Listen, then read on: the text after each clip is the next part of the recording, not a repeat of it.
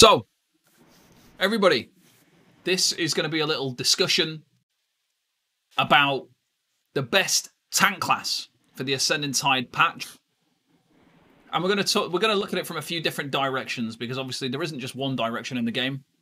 We've got many different types of groups. We've just got casual groups, we've got optimized groups, we've got skill pushing groups, we've got trifecta groups, we've got dungeon groups. Do you know what I mean? We've got lots of different types of players in the game, so we're going to try and look at it and try and explain what's going to be the best class for you.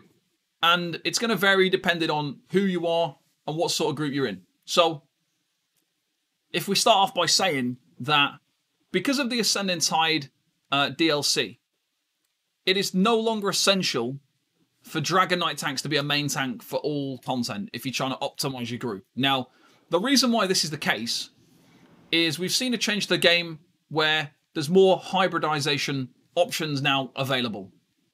What that means is in this patch, there is potential for a Magicka Dragon Knight to use Stone Giant. Magicka Dragon Knights also run Engulfing Flames, and if you really wanted to, you might have multiple Magicka Dragon Knights this patch, because they're very hard hitting. It's actually good to have quite a few of them if you can. And somebody could even run Igneous Weapons. So you've covered everything really that you might need in terms of group buffs.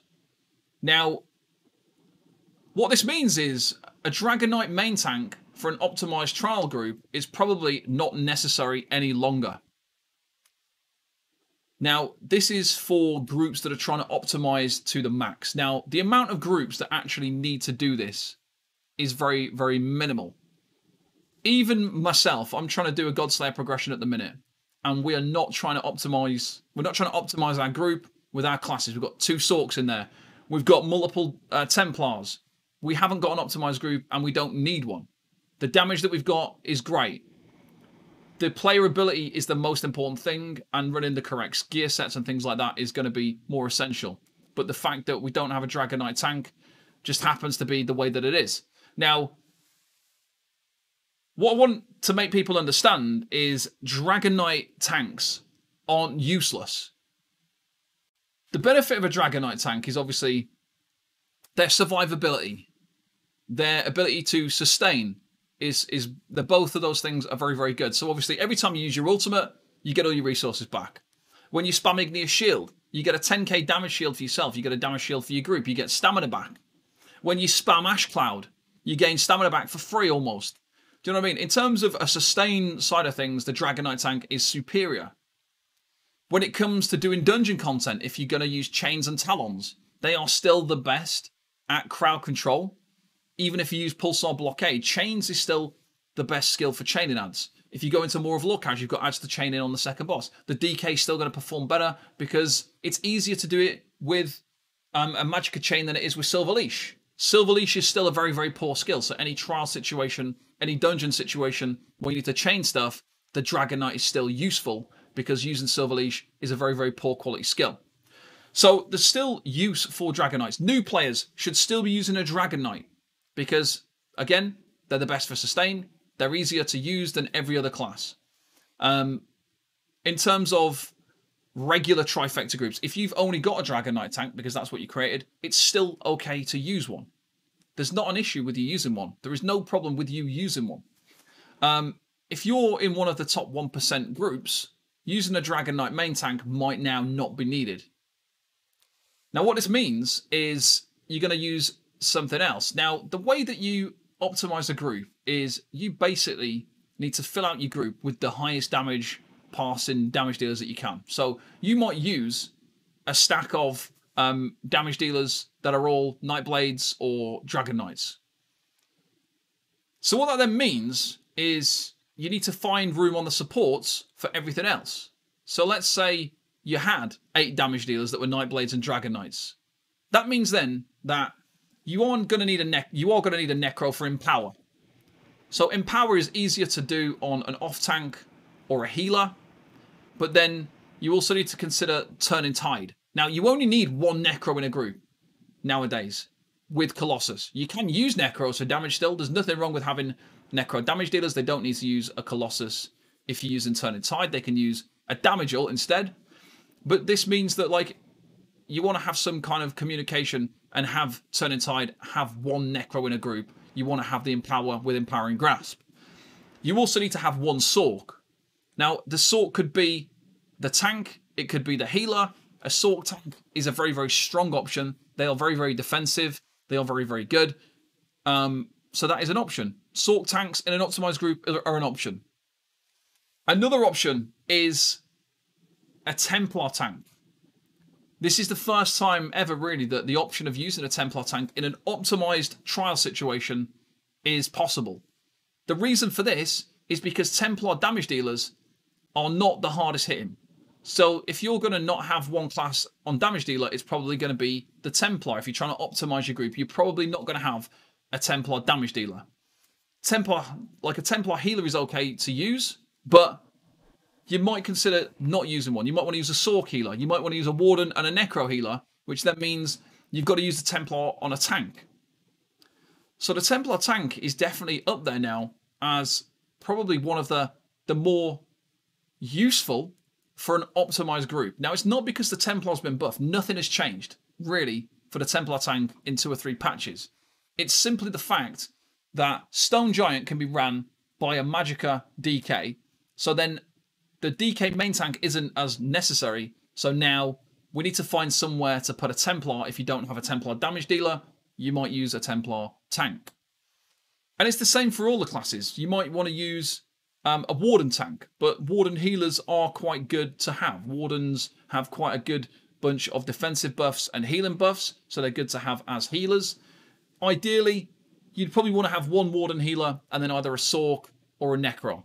And then the tanks would just fill the gaps with everything else. So you'd either have a Necro tank, a Sorcerer tank, or a Templar tank if you are trying to optimize your group. Now, like I mentioned, the only people who truly need to optimize their group are those top 1%ers. The people who are going for score runs. The people who are really trying to max out their optimization. I've ran multiple trifectas and trials, and I've got all the titles and everything without optimizing my group. Quite often. The most important thing is just making sure everybody is capable in terms of mechanics. It's important that everybody knows how to do a damage rotation. It's important that tanks know how to stay alive and sustain. It's important that healers know how to buff and heal. Those are the most important factors when creating a group. It's not optimizing your gear. It's not optimizing the classes. The classes for me is the last thing. Like, I optimize like the group in terms of the players and who they are and what they know. Optimize the gear to work into the system that we've got going. And then the classes is the final thing. Like, I want to make sure we've got one of them, we've got one of them, we've got one of them. It's the last, like, a valuable thing when it comes down to figuring out your group. If we're thinking about 4-man content, the best class for 4-man content really is pretty much anything. Like, everything can equally tank everything now.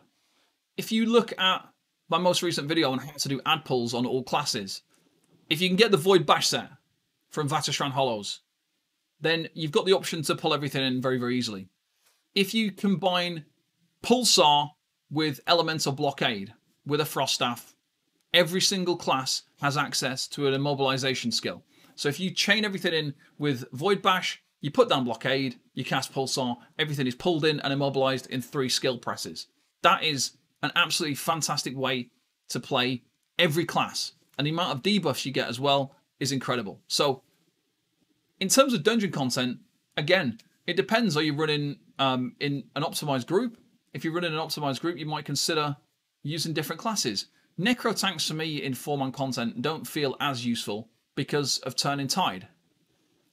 And if you combine Turning Tide with an ult building set for ad pulls, and then you get to a boss fight and you switch to a more optimized setup, and then you use Nazare, for example, on a boss fight with a Warhorn and Turning Tide, you're able to get massive, massive uptimes with a non-Necro. You don't need to really be a Necro. I don't see much value anymore in Necromancer tanks for 4-man content. When it comes to 4-man content, I do see a lot of value in the Dragon Knight. I see a lot of value in the Templar. The Templar's ability to sustain with Repentance and Channel Focus. The ability to stay alive with all the different skills that they can use for healing now. The ability for a Templar tank to kind of hybridize itself to be a kind of tank healer is quite possible if you want to. And so I kind of see a decent amount of value in doing that. You can tank dungeons with any class. Like, you really can. There's not a necessity to beat any particular class. The only things that I would honestly think about are the survivability, the sustain. Those are the two factors you're looking at when you're creating a dungeon tank. You can play any class. You can go and look at my dungeon tank build. That is optimized for all classes because there is no like must-haves when it comes to dungeon content. Now, it is a bit of a waste to run a Nightblade tank for dungeon content, for instance, because if your group's Magicka based and you've got a Nightblade tank, it's not going to be that useful. The group buff they provide, not that useful. And also, they're harder to play than other classes. But it doesn't mean you can't play them, because you can. And they can be played just the same as every other class. So generally, you've got to also consider the fact that we don't know when things are going to change in the game. So Turning Tide, for example, could get changed in an incremental patch before the end of this patch. So it's not an unknown thing to see gear sets be nerfed midway through a patch now. Once upon a time, if there was an overpowered gear set, it might be nerfed the next patch. So you'd have it for 3 months. But nowadays, we're starting to see certain gear sets that are really strong potentially get adjusted midway through a patch during an incremental patch. So it's unlikely that Turning Tide will be nerfed in an incremental, but it's always a potential that they'll adjust it slightly to make it more competitive with other sets. Because in my opinion, in its current state, it is just a huge buff. The fact that we can maintain 100% uptime with major vulnerability with Turning Tide and Nazare and a Necro tank, potentially, is crazy. But the point I'm trying to make really is the fact that when it comes to optimization, yeah, if you're trying to optimize your group, you're most likely now going to play Templar, Sork, Warden, or Necro tank. If you don't really care about optimization, Dragon Knights are still strong. They're still one of the best classes because they're just fantastic at healing and staying alive. And that's not possible as easily with any other class. It depends on experience level, obviously. With other classes, if you've got a good level of experience, they're obviously still pretty good. Like, main tanking as a Templar main tank isn't an issue for someone who's really experienced. But it might be really hard if you're not. So I wouldn't stress out too much about the DK being nerfed or not being good enough now or not being very good because they are very, very strong. But it's just wide open. It is wide open nowadays for you to more or less play any tank class that you want. And it's more based on your group's needs, your group's level, and your current performance level. Those are the things you need to look at. And you shouldn't feel obliged to have to play Templar. You shouldn't feel obliged that you have to play a Sork tank or whatever. Just play whatever you're most comfortable with. Play whatever you need for your skill level. And then if you want to progress, make another tank. Just make another one of another class for your group and learn and develop and just and see how it goes. You've got to remember that things will change every patch. There's always going to be changes every patch. You might make a Templar tank today, and by next patch, it's not useful because they might change something and make them not a viable option. The biggest thing that stops classes being useful for a tank is if there's one other person playing that class, it becomes useless.